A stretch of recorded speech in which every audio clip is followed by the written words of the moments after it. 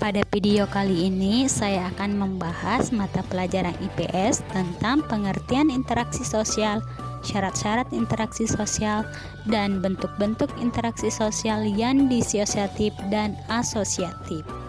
Kemudian, pengertian interaksi sosial.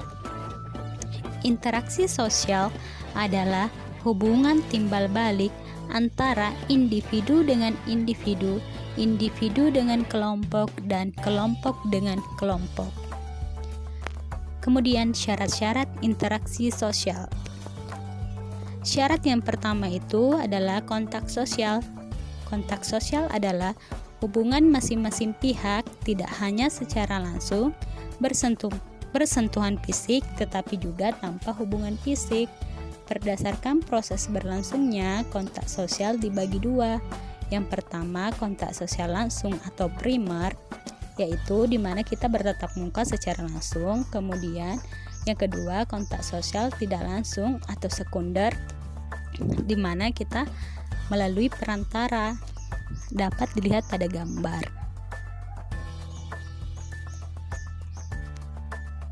Kemudian, syarat interaksi yang kedua itu ada komunikasi.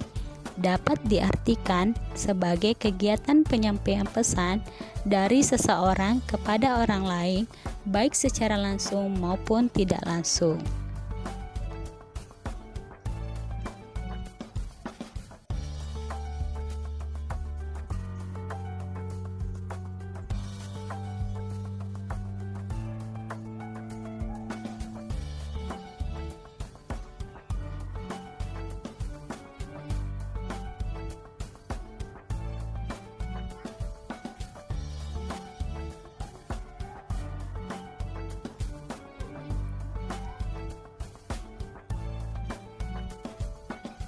Ingat ya, orang yang menyampaikan pesan disebut komunikator dan orang yang menerima pesan disebut dengan komunikan.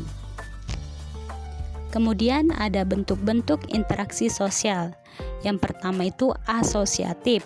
Asosiatif adalah bentuk interaksi sosial yang positif yang mengarah pada kesatuan. Ingat ya, begitu mendengar kata-kata asosiatif, yang terbayangkan adalah kegiatan-kegiatan yang bersifat baik. Bentuk-bentuk interaksi asosiatif. Yang pertama ada kerjasama. Kerjasama secara istilah berarti suatu usaha yang dilakukan bersama antara individu atau kelompok, tujuannya untuk mencapai satu atau beberapa tujuan bersama. Misalnya gotong royong, tujuan yang ingin kita capai adalah lingkungan bersih, dan kerja kelompok, tujuan yang ingin kita capai adalah pintar bareng. Kemudian ada akomodasi. Akomodasi adalah upaya yang dilakukan untuk menyelesaikan suatu pertikaian atau konflik oleh pihak yang bertikai, tujuannya untuk meredahkan pertentangan, kemudian terciptalah suatu kestabilan. Bentuk akomodasi terbagi tiga. Yang pertama itu koersi, yang kedua kompromi, dan yang ketiga adalah konsiliasi.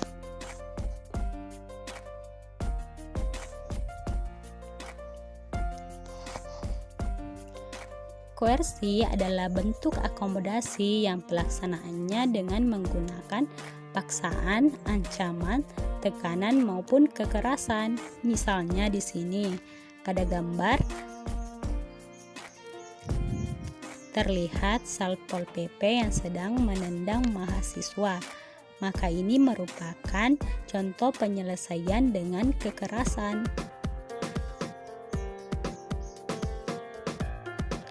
Kemudian di sini juga terdapat Satpol PP yang menertibkan pedagang kaki lima. Maka bentuk penyelesaiannya ini merupakan bentuk penyelesaian paksaan.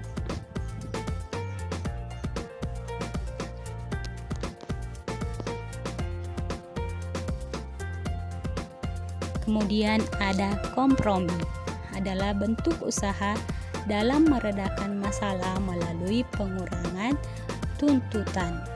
Contohnya di sini proses tawar-menawar antara penjual dan pembeli. Nah, biasanya kompromi terjadi pada saat tawar-menawar sampai ada kesepakatan harga. Yang terakhir adalah konsilasi, adalah usaha yang dilakukan pihak tertentu untuk mempertemukan keinginan antara kedua belah pihak yang berkonflik sehingga dapat menyelesaikan masalah.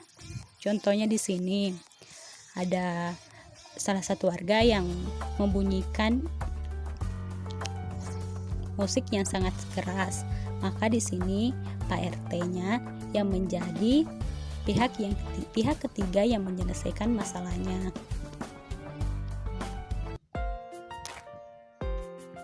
Kemudian ada asimilasi, merupakan pencampuran dua kebudayaan yang melebur menjadi suatu kebudayaan baru. Contohnya di sini, awalnya musik hip hop ini berasal dari Amerika yang kemudian booming di Indonesia sehingga muncullah hip hop Jawa. Akulturasi merupakan penerimaan segala unsur-unsur baru menjadi suatu kebudayaan baru tanpa menghilangkan unsur lama. Dapat dilihat pada gambar yaitu bangunan Masjid Qudus merupakan salah satu contoh akulturasi. Bangunan Masjid Qudus mencerminkan adanya interaksi budaya Jawa, Hindu, dan Islam. Kemudian untuk interaksi yang kedua itu disosiatif. Proses sosial disosiatif ini lebih mengarah kepada perpecahan baik individu maupun kelompok. Artinya berkebalikan dengan asosiatif. Disosiatif identik dengan hal-hal negatif.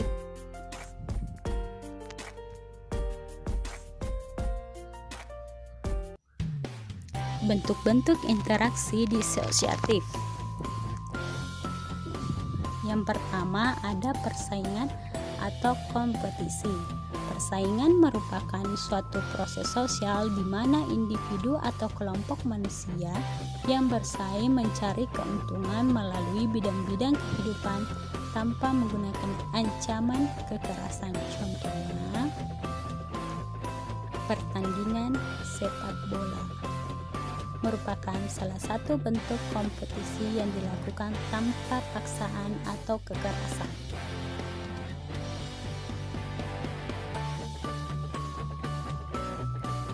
Kemudian ada kontroversi, suatu perasaan tidak suka yang disembunyikan, biasa disebut orang itu iri atau dengki terhadap kita. Dapat dilihat pada gambar ini.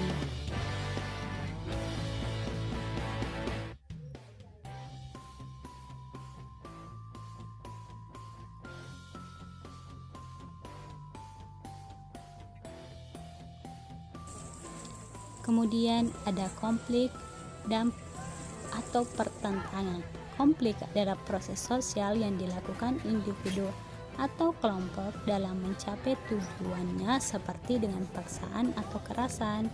Pertentangan terjadi disebabkan oleh adanya perbedaan antara individu, perbedaan kebudayaan, perbedaan kepentingan, dan perubahan sosial.